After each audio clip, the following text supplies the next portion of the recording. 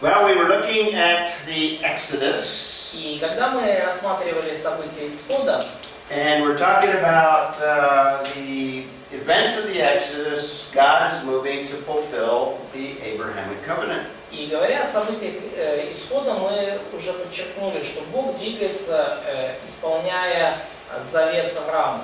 And the book of Exodus makes it very clear in at least 3 different passages. И книга Исход делает это весьма ясным, минимум в 3 отрывках. So the instrument that God is going to use in beginning to move again is the nation of Egypt.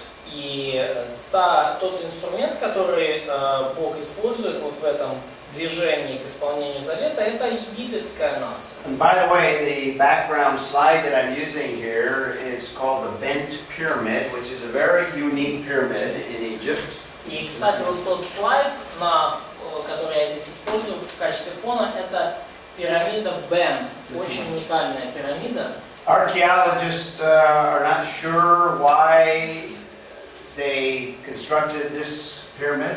И археологи не очень-то уверены, почему пирамиду построили таким образом.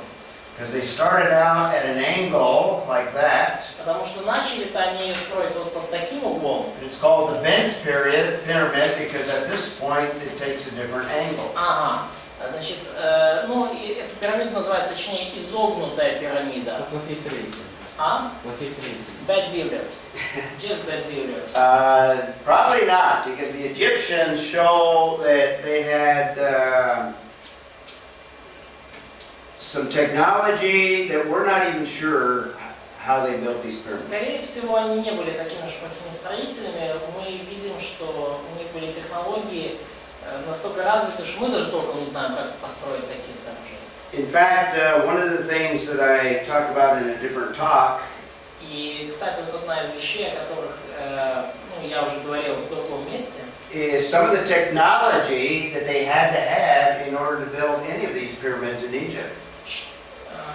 The technology я they говорил had. о технологиях, которые нужно было иметь, чтобы построить хоть какие-то пирамиды в Египте. For example, the Great Pyramid, the large one, Ну, например, Великая пирамида, пирамида Хеопса, the base is so level that the tolerance is within about a centimeter. то есть, что основание пирамиды настолько точно рассчитано, подогнано, что зазор там не больше сантиметра между So they had to have some surveying equipment or some technology that they were able to level the ground flat. То есть им нужно было именно иметь какое-то оборудование, какие-то инструменты, которые позволили им замерить зазоры и замерить также уровень горизонтальный настолько, что плоский. And they had to cut stones Им нужно было нарезать камни. that weigh, the average weight is 2.5 tons of stone. Средний вес этих камней был порядка 2,5 тонн. A lot of the stones are about 4 foot high, about 4 foot square, basically. И многие из этих камней где-то метр, скажем так, 1,40 м высотой, 1,40 м шириной. In the Great Pyramid, there's over 1 million stones. И в Великой пирамиде порядка 1 миллиона таких камней. So, and it's believed that the pyramid was built within the lifetime of the Pharaoh. И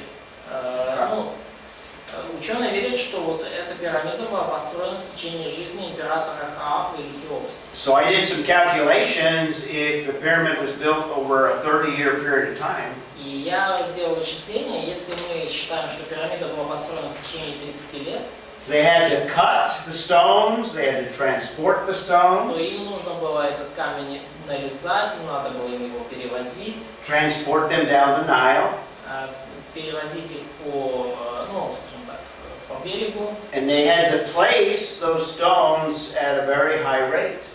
И помещать этот камень на очень большую высоту. Over 30 years to place that many stones. То есть и все это им надо было делать постоянно в течение 30 лет, переместить такое количество камней. They had to do all of that placing stones in the pyramid, 9 stones per hour И чтобы все это сделать, every day. им надо было в пирамиду каждый день укладывать в среднем 9 камней в день. How they move them, how they place them, and they're very precisely placed. То есть им нужно было их перемещать, поднимать, помещать вот в пирамиде, и причем помещать очень точно. Particularly when you get up high, how do you place those stones? И особенно, когда вы забираетесь уже на большую высоту, как вам там размещать? So they had technology that we are not aware of that to be able to build these pyramids. То есть у них были технологии, которых мы даже не знаем, да, мы с ними не In знакомы, fact, и они строили такие пирамиды. the Egyptian culture И в египетской культуре was a culture that God selected to preserve His people. То есть египетская культура была той культурой, которую Бог выбрал, чтобы сохранить свой народ. And God is going to use some of those elements of the culture to preserve and to shape the children of Israel. И Бог будет использовать некоторые элементы этой культуры, чтобы сохранить и сформировать сынов Израиля. So these are some of the characteristics of the Egyptian culture in the time of Moses and the children of Israel. И вот некоторые характеристики египетской культуры во времена Моисея и сынов Израиля. Very polytheistic. Во-первых, культура очень политеистическая, политеизм. What God is going to do is to demonstrate that He is sovereign, He is greater than all of the gods of Egypt. И что Бог сделает, Он покажет, что Он верховный владыка и что Он превосходит всех богов Египта. So one of the things God is going to do is reveal some of His nature, some of His character. И что Бог сделает, это Он покажет свою природу и свой характер. He's greater than all of the gods of the Egyptians. И Он покажет всем, что Он больше, чем все боги Египта. Now remember, in this time in history, the Egyptian Empire was the greatest empire of the world at the time. И помните, что в это время, в этот исторический период, Египетская империя самая могущественная в мире. So this was the most important nation of all the nations at that time. И это была самая важная нация в мире в то время. Now, amongst all of the gods, Pharaoh was also worshipped as a god. И среди всех богов в качестве бога почитался также и фараон. So he had ultimate authority in the nation, in the Egyptian culture. И он обладал в египетской культуре и в египетском народе абсолютной властью. And at that time, this was an extremely high and technological culture. И в то время эта культура была очень высоко развита, и технологии были на очень высоком уровне. In fact, I took the following photographs just to kind of illustrate the high level of culture that existed at that time. И я сделал эти фотографии просто, чтобы показать вам уровень технологий, который существовал в то время в Египте. Now, some of these monuments were built later, but the technology you can see existed even before the time of these other photographs. Но некоторые из этих монументов были построены позже, но технологии такие, видим, что существовали и раньше. For example, in the southern part of Egypt, in Luxor, there's this temple that still exists. Например, в южной части Египта, в Луксоре, есть храм, который до сих пор существует. Now, it's after the period of the Exodus, but it represents the high culture of all of Egypt. Но этот храм построен уже после исхода, но он указывает нам на высокий уровень культуры, который был в Египте в целом. This is the temple at Luxor, and in the same city, there's also the temples at Karnak. И есть в том же городе храм, который называется Карнак.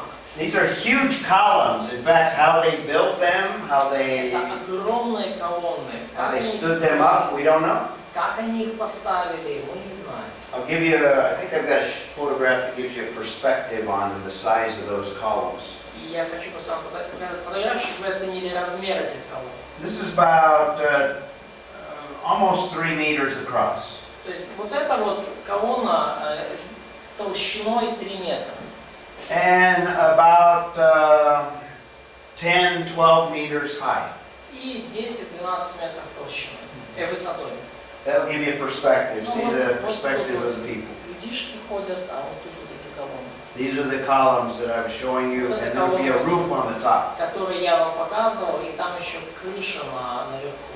High technology, high culture. Очень высокие технологии, очень высокая культура.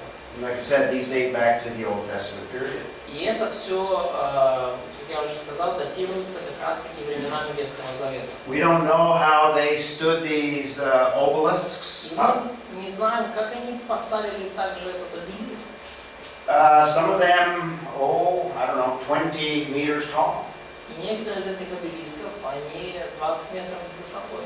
How do you cut a stone? How do you transport it of that size? It's one stone. Как вам вырезать камень такой формы, такого размера, как вам его транспортировать, как вам его поставить? So you have this stone И here это все один кусок камня.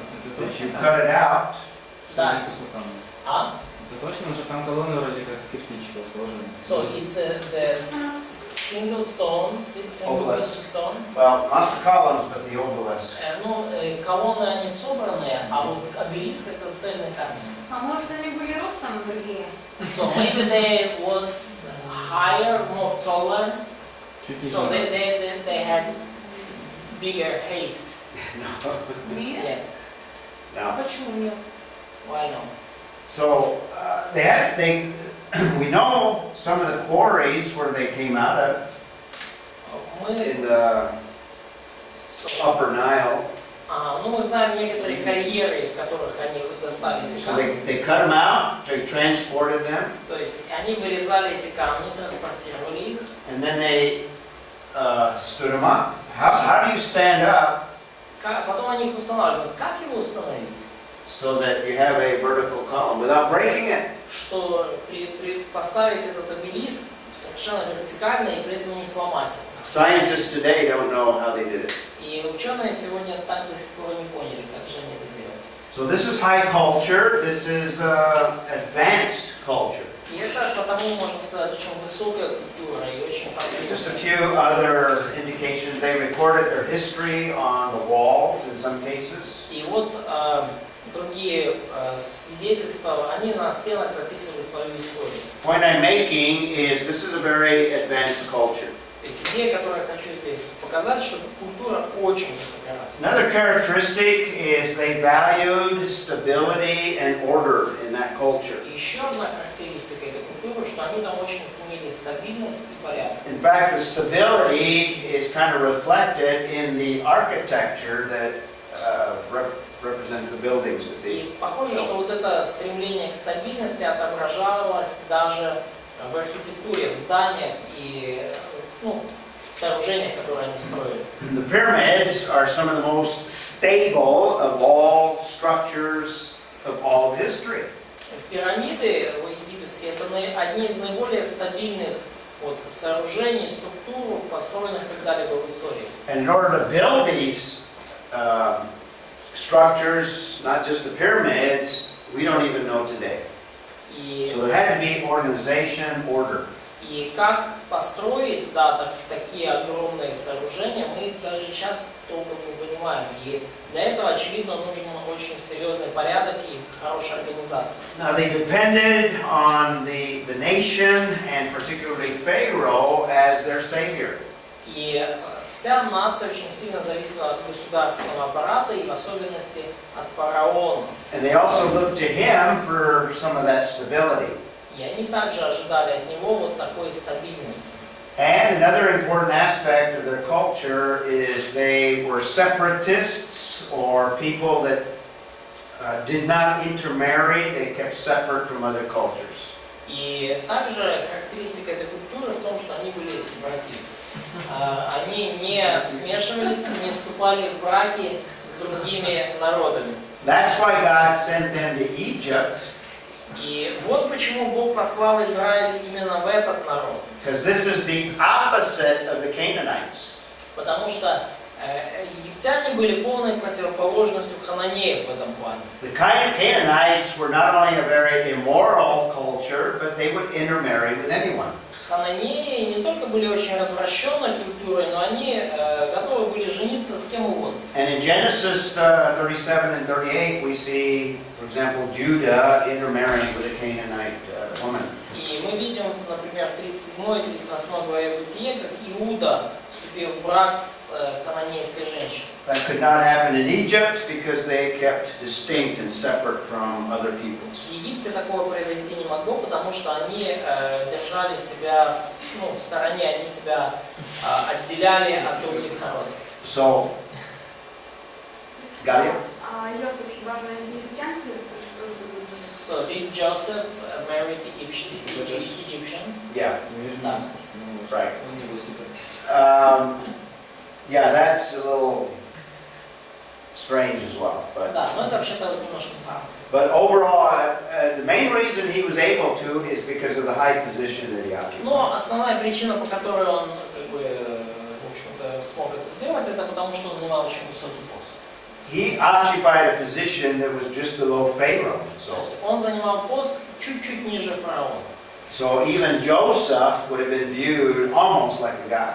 То есть даже на Иосифа посматривали уже как на почти Бога. But in general, they would not intermarry with the children of Israel. Но в целом они бы никогда не вступали в брак с сыновьями Израиля. But that's a good, very good question you asked. Очень хороший вопрос. So God chose this culture in order to preserve the nation. И таким образом Бог избрал эту культуру, чтобы сохранить народ Израиля. He chose this culture to reveal that He is mightier than the gods of the most important empire. И Он избрал эту культуру, чтобы показать, что Он более могущественен, чем боги самые могущественные. God is far greater than even Pharaoh, who was considered a god. И Бог также показать, что Бог куда более величествен, чем фараон, которого почитали Богом. The children of Israel would also be exposed to what culture can be, high culture. И также сыны Израиля смогли воочию увидеть, как выглядит высокоразвитая культура. And they would see the advantages of stability and order in that culture. Они должны были увидеть преимущества стабильности и порядка в этой культуре. And Moses would have been trained with all of the skills of the Egyptian culture. И Моисей был воспитан и наставлен и научился всем навыкам, которые ценились в египетской культуре. And God would demonstrate that instead of Pharaoh and instead of Egypt, He would be the Savior. He would be their salvation. И Бог покажет в будущем, что не государство и не фараон, но сам Бог будет их спасителем, и Бог принесет им спасение. This just gives you kind of a feel for the culture also of Вот также вам, чтобы вы могли pyramids. прочувствовать эту культуру, этих пирамид. And you can see a little bit where this corner is broken off. Ну, вы видите, что вот угол, один из углов, тоже искривленной пирамиды обвалился. And notice the precision of these external stones that are cut. И обратите внимание на то, с какой точностью были подогнаны друг к другу вот эти внешние камни. Now these are not as large as the Great Pyramid, but they're still quite significant, gives you a perspective. Но камни здесь не такие большие, как в Великой пирамиде, но это все равно достаточно значительные, и вам, чтобы вы могли понять. But you can't even fit a credit card in the space between the Просто blocks. чтобы вы поняли, в это расстояние между блоками невозможно даже эту пластиковую карточку засунуть. What technology do they have to cut stones that precise? Какая технология у них была, что они нарезали камни так точно? And then set them. И потом так, и еще и потом их так устанавливали. Okay? And that's true of the pyramids in Giza as well. И это также верно в отношении пирамид в Гизе. А пирамида там это как гробница, да? Или So, что там? the pyramid is by function the grave, the place. The burial place for the burial pharaoh. place. Да, это гробница для фараона. Yeah, and they believed in an afterlife, И они верили, что в загробной жизни, and they wanted to preserve a fine structure for the pharaoh to live in the afterlife. то есть они верили в загробную жизнь, и они хотели обеспечить фараону хорошее местечко, да, правильную структуру, чтобы он там мог жить после смерти в загробной жизни. Now, in later Egyptian history, И в более поздней египетской истории they stopped building pyramids and instead buried their pharaohs in underground, and they tried to hide where they were buried. в более поздней истории они перестали хранить фараонов в пирамидах и начали хранить их под землей. При этом еще пытались спрятать место погребения. Because within these pyramids there would be great treasures. Потому что внутри этих пирамид находились огромные сокровища. And many of the treasures were robbed by treasure hunters.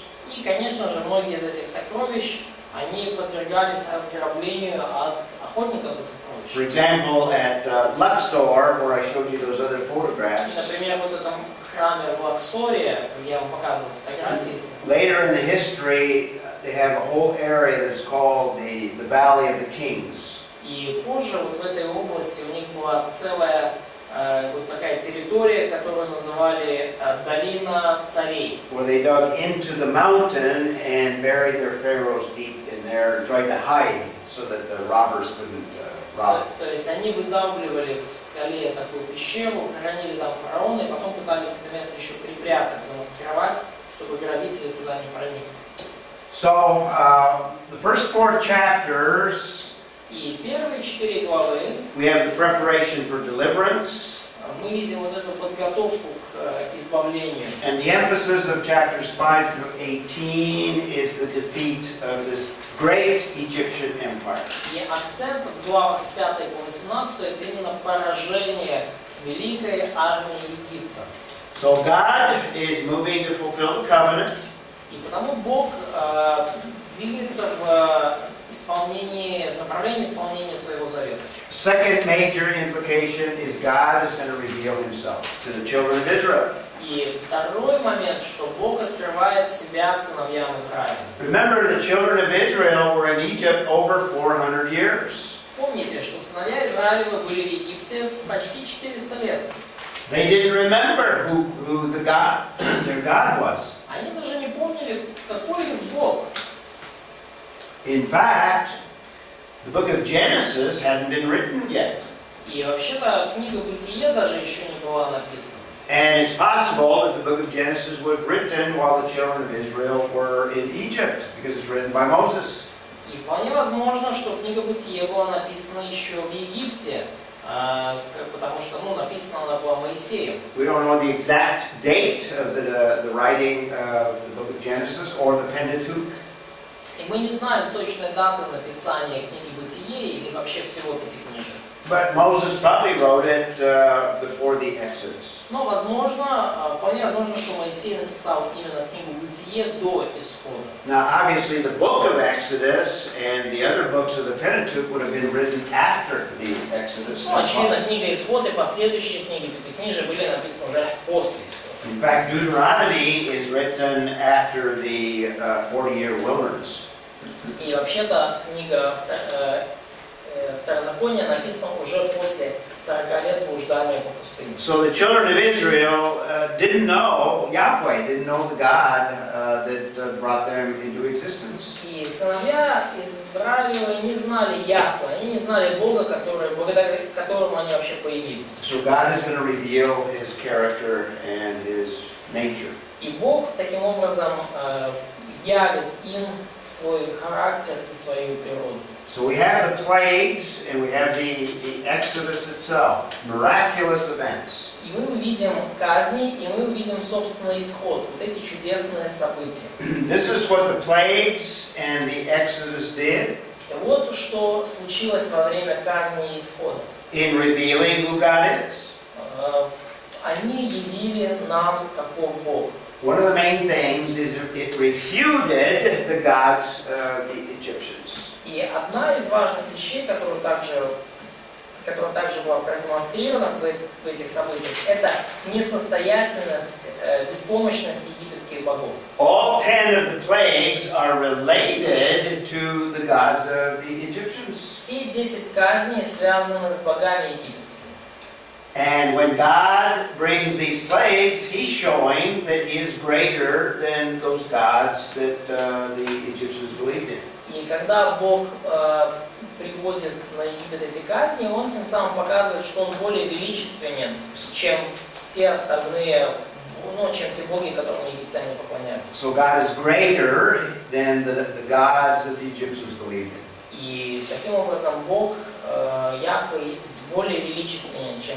Now, a lot of the artwork that still remains to this day, И много произведений искусства, которые уцелели до сих пор, we see depictions of their gods and their attitude towards many of the gods. и мы видим на этих иллюстрациях их богов и их отношения к богам. Here's something of a picture of Osiris, who was one of their gods. Вот изображение Осириса, который был одним из их богов. And Egyptians coming to pay homage to that god.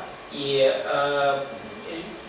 египтяне приходили, чтобы принести приношение, дань этому богу. Now, some of their gods resembled or were represented as some creatures and animals. И многие боги были представлены как какие-то живые существа или животные. They had female gods. This is god Isis, И вот эта богиня — это Иса. representing something of like a bird or an eagle. То есть она представлена в виде птицы или орлицы. And in terms of the gods relating to the plagues, Ну и касательно богов, связанных с казнями, the god of the Nile was Osiris, the god that I showed you. In other words, мы можем сказать, что Осирис был богом Нила. he was the god of the Nile. Он был богом Нила. And what does God demonstrate? He can turn the Nile into blood. И что Бог сделал? Он превратил Нил в кровь. In fact, in the Egyptian thinking, the Nile was like the blood system of the gods. И в египетском мировоззрении Нил был как кровеносной системой богов. All of the culture, all of the life was dependent on the Nile. Вся культура и вся их жизнь зависела от Нила. So Osiris was one of the most important gods of the Egyptians. И Осирис был одним из наиболее важных богов египетской мифологии. But God can destroy all of the fish in the Nile by turning it to blood. Но Бог был способен уничтожить всю рыбу в Ниле, превратив воду в кровь. So we have the plague of the turning of the Nile into blood. И вот мы видим эту казнь, превращение вод Нила в кровь. Similarly, we have a plague related to frogs. И также мы видим казнь, которая, это умертвление жаб. In the form of a frog was the god Hecht of the Egyptians. И в форме жабы у египтяне изображали бога Хекта.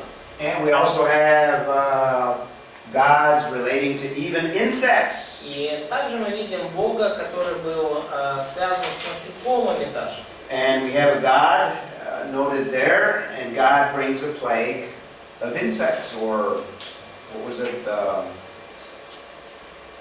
What's the specific word?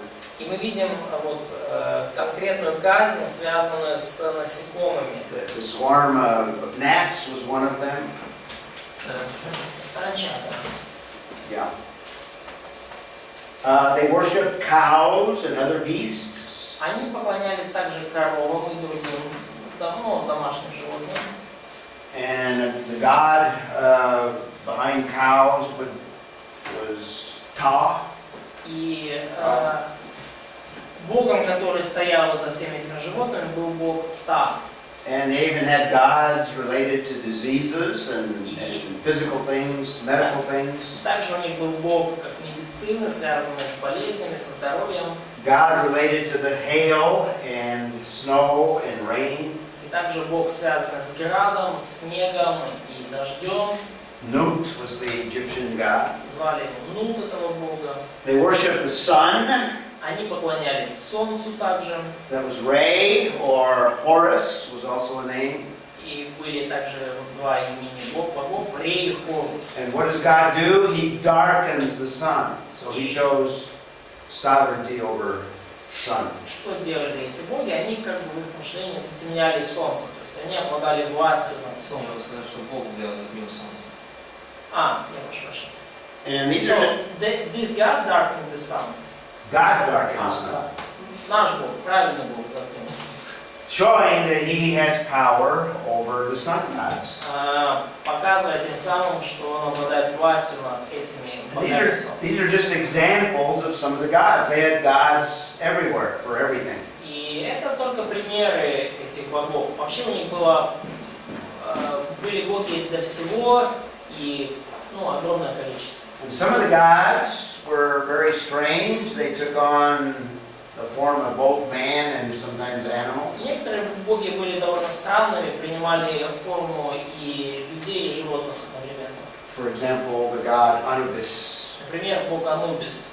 But the point I'm making is God is demonstrating that He is greater than all the Egyptian gods. Но вот что я хочу показать, что Бог в 10 казнях продемонстрировал, что он свое превосходство над всеми египетскими богами. First implication, God is fulfilling the Abrahamic covenant. Напоминаем, первое применение, первый вывод, что Бог исполняет завет Авраама.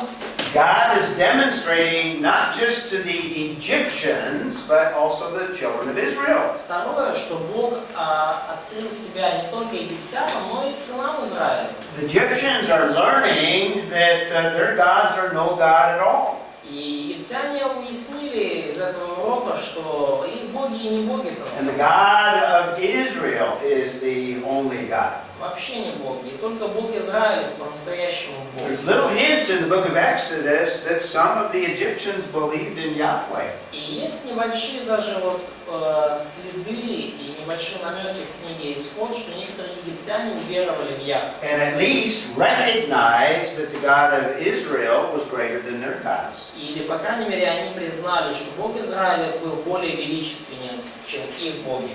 Now thirdly, God is going to display both judgment and grace. И в-третьих, Бог показал в этом событии и суд, и благодать. So the plagues in the Exodus not only refute the gods of the И Egyptians, потому казни египетские не только опровергли утверждение о силе египетских богов, and not only show the omnipotence of Yahweh, и не только показали всемогущество Яхве, but these plagues actually destroy the entire economy of that great Egyptian empire. но эти казни, по сути, полностью уничтожили экономику Великого Египта. Remember, if you destroy the Nile, you destroy all the fish of the Nile. Помните, что если вы уничтожаете Нил, то вы уничтожаете всю рыбу в Ниле. A lot of the plagues destroyed all of the crops. И многие из этих казней уничтожили весь урожай. The plagues, in some cases, destroyed a lot of the animals. И многие казни зачастую уничтожали животных в больших количествах. So it destroyed their entire economy. То есть вся их экономика была уничтожена. Now it's possible, and again, this is in relationship to that revised chronology, Egyptian chronology. И это возможно, и опять же это связано с этой вот пересмотренной египетской хронологией. The Exodus and the plagues probably destroyed that entire Middle Kingdom, the end of the Middle Возможно, Kingdom. что вот эти казни и исход, они уничтожили полностью среднее царство в Египте. And a scholar that, the book of Joshua indicates that what happened in Egypt was heard all over the world. И книга Иисуса Навина указывает нам на то, что случившееся в Египте оказало влияние на весь мир. Now this is later, this is obviously after the wilderness experience, 40 years later. И понятно, что это уже позже написано, это уже после пустыни, 40 лет спустя. This is the incident with Rahab. И вот это происшествие с Раав блудницей. When the children of Israel are about to enter and conquer the land, Когда сыны Израилевы вот-вот уже войдут в землю ханаанскую, завоюют ее. But it tells you the attitude that the Canaanites had when they understood what God did with children of Israel in Egypt.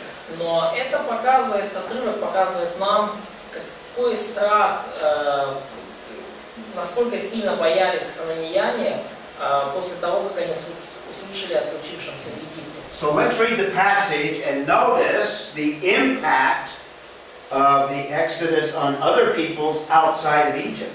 И давайте прочитаем эти стихи и обратим внимание на то влияние, которое происшествия в Египте и исход оказали на другие народы вокруг Египта.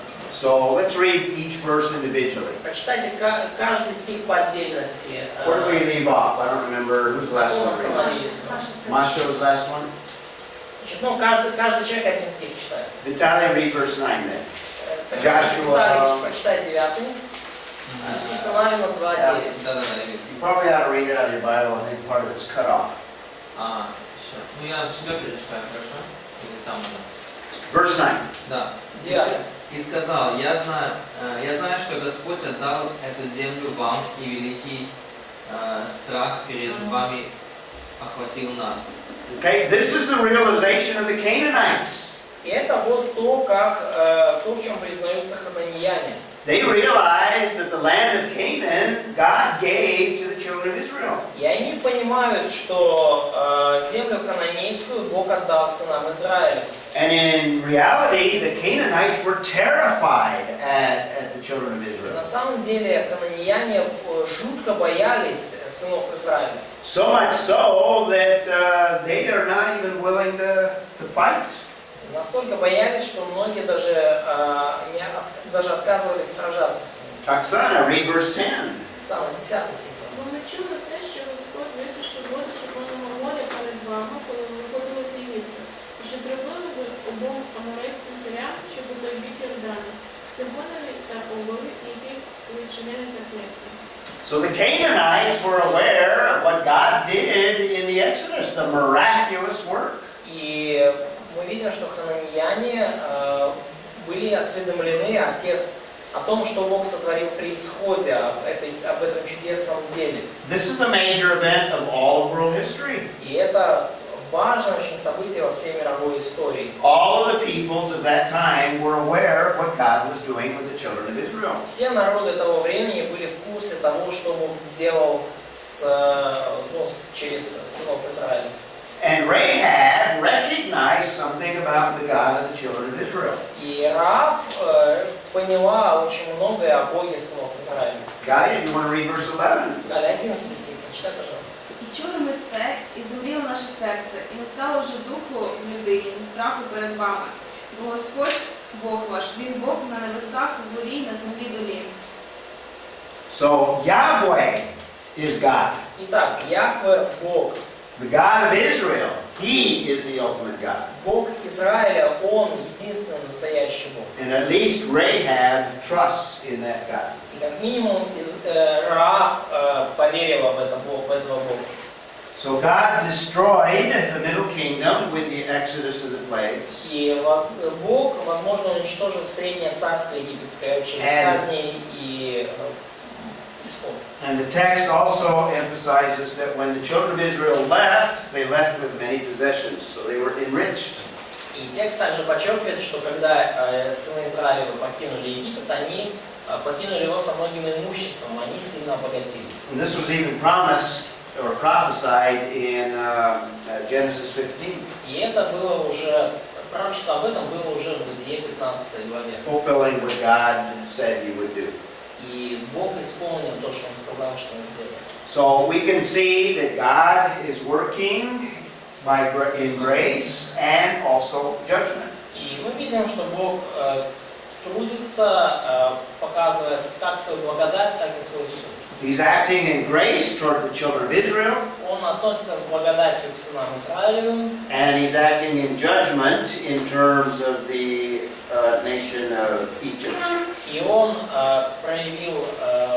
совершил суд над нацией Египта. And when the children, before God worked, He warned concerning the plagues. И перед тем, как Бог совершал свои казни, Он предупреждал о них. In fact, Pharaoh was warned about the plagues as they came about. Как минимум, фараон точно знал о казнях и об их наступлении. And when God judged, He judged particular, it was discrimination, but particular discrimination, distinct. Когда Бог судил, была при этом совершенная дискриминация в плане, что Он судил одних и не судил вообще других. We could look at some of the details, and it speaks of the judgment coming on the Egyptians, but sparing the children of Israel. И мы можем прочитать детали некоторых казней, видим, что казни касались только египтян, но не затрагивали сынов Израиля. And God's grace is extended to those that trust in Him. И мы видим, что Божья благодать распространяется на всех, кто доверяет Ему. And when we have the Passover, we didn't look at it, but if we look at the Passover, we would see that there's only one way of salvation. И когда мы видим Пасху, мы не будем читать о ней, но мы увидели там, что путь спасения только один. When the final plague came and the death angel took the firstborn of every family, И когда наступила последняя казнь, и ангел смерти умертвлял каждого первенца, the only families that didn't lose the firstborn were those that put the blood of the Passover lamb over the doorposts. единственные, только те семьи сохранили своих первенцев, которые нанесли кровь барашка кровь ягненка, прошу прощения, на косяки дверей. So we have some of the elements that we've already talked about concerning God's grace and God's salvation. И мы уже видим вот эти элементы, о которых ранее говорили, касательно благодати и гнева. And it's also related to God's judgment. Ну и также это связано с Божьим судом. And the text tells us that 603,550 people left Egypt in the И Exodus. текст говорит нам, что 603 550 людей покинуло Египет. These are just the men that are of military age. И это только мужчин, и речь здесь только о мужчинах, способных к войне. So if you include the women and children, you have about 2 to 3.5 million people leaving Egypt. И если вы включите сюда женщин и детей, то получится 2-3,5 миллиона людей. Now, yesterday I mentioned that it's possible to shorten the Egyptian chronology. И вчера я упоминал уже, что возможно сократить египетскую хронологию. And this is a chart that shows the two different chronologies. И вот эта таблица, которая показывает две разные хронологии. This is the traditional chronology you'll see in most of the books. Это традиционная хронология, которую вы видите в большинстве книг. And each of the dynasties are in sequence. See, И 1, все 2, династии здесь в последовательности. 1, 2, 3, 3 to 6, 11 to 12. Первая, вторая, третья, шестая, это так. And when you put them in sequence, it extends the chronology, makes it longer. И если вы помещаете их последовательно, то хронология ваша растягивается, In становится fact, длиннее. you have to have more time than before the flood. Но на самом деле и получается, что в результате вам нужно больше времени, чем... То есть ваша хронология залазит за потом. But if you believe in the Genesis flood, then all of those dynasties have to be after the flood. Но если вы верите в то, что потом действительно существовал, то вам тогда надо принять, что все эти династии были после потопа. So this is that revised chronology that has dynasties overlapping that I told you about И yesterday. вот это вот та пересмотренная хронология, в которой династии перекрывают друг друга. То есть So you have dynasty 3 through 6 overlapping 1 and 2, overlapping 11, 12, etc. Вы видите, как династия с 3 по 6, они, скажем, правят в одно время частично с династией Some of them even paralleling. 11-12, некоторые правят вообще параллельно. And we would put the Exodus at that point in the revised chronology. Мы исход вот с пересмотренной хронологией помещаем где-то в эту точку. Okay? So this would give us back, we've already looked at this timeline. И вот это, мы уже смотрели на эту временную шкалу, и мы к ней сейчас возвращаемся. And what we add to it is the Exodus. И вот что мы к ней добавим, это вот как раз таки исход. And the pharaoh of the Exodus would be Nefertari first. И фараоном And then after that, there's a period where Egyptians are not ruling Egypt. И после этого период, в котором египтяне не правят Египтом. In this revised chronology, you would put the Hyksos peoples after that Pharaoh. И в данной хронологии после этого фараона будет какое-то время правления Гиксоса. And by the way, archaeologists have not found the body of this Pharaoh. Has never been found. И, кстати, археологи так и не нашли тело этого фараона Нефертитепи. And Оно не было найдено. what is the possible reason that his body has never been found? И какие могут быть возможные причины того, что его тело не было найдено? Ну, уже погнался и на море, наверное. He died during the Exodus. Yeah, the Pharaoh of the Exodus died Ну, фараон исхода умер. and was probably in the Red Sea. И, скорее всего, тело его там, в Красном море. Okay. So real quickly, В Черном море. if you use this revised chronology, then a lot of the pharaohs parallel very nicely with some of the biblical events. И если вы внимательно изучаете хронологию, то вы видите, что эти фараоны очень хорошо сходятся с библейской хронологией. For Terah, you have the pharaoh Zoser who built that stepped pyramid. Во время жизни Фары был фараон Зосер, который построил ступенчатые пирамиды. Abraham would have lived in the period of Khufu and Khafre. Авраам жил во времена Хуфу и Хафры. Joseph, when he first went to Egypt, Sesostris II. И когда Иосиф прибыл в Египет, то он там уже застал правление Сесостриса II. And the Exodus during the reign of Neferhotep I. И фараоном исхода был Нефертитепи I. This would be the end of the Middle Kingdom. И это будет конец Среднего And Царства. archaeologists don't understand what happened to Egypt when the Hyksos took over. И археологи не могут понять, что же случилось с Египтом, когда гиксосы их завоевали. But there was no battle, there was no war, there was no conquest. Не было ни войны, ни битвы, ни завоевания. But it would fit this revised chronology because most of the Middle Kingdom would have been destroyed, so it'd be easy for Но, foreign people to come. но тогда в принципе, это сходится с повествованием Библии, потому что если Среднее Царство было разрушено фактически, то не надо было ни с кем воевать. Достаточно иноземцам просто войти в землю. And Solomon, the queen of Sheba that visits, could be a female pharaoh by the name of Hatshepsut. Ну и во времена Соломона уже та царица Савская, которая была посетила, могла быть женщиной, фараоном по имени Хатшепсут. Again, this is based on the revised chronology. Но опять же, это основано на пересмотренной хронологии. Но она же с востока, а это запад. But she's from she called Eastern Queen, but for Israel, Egypt is not east, it's west. Yeah, well, there's controversy over that. Есть здесь противоречие. That's a suggestion. Это предположение. Нефертитеп, это Нефертитеп, то же самое, конечно. So Neferhotep or Amenhotep, is it the same pharaohs? No, two Yeah, different.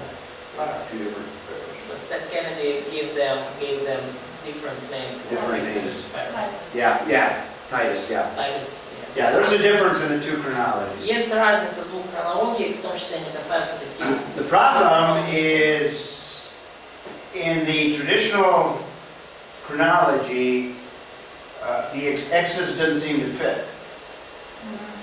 Exodus This doesn't seem to fit in the traditional chronology. Но проблема с традиционной хронологией, кажется, что исход туда не вписывается. And I think, let's see where we're at here. I think we're close to the end. Now, let's save this for tomorrow. We'll conclude tomorrow. Ну, мы завершим эту тему завтра. Have a little brief explanation of, it's a foretaste of future judgment. И я, скажем так, уже завтра закончу, почему казни являются предвкушением будущего суда.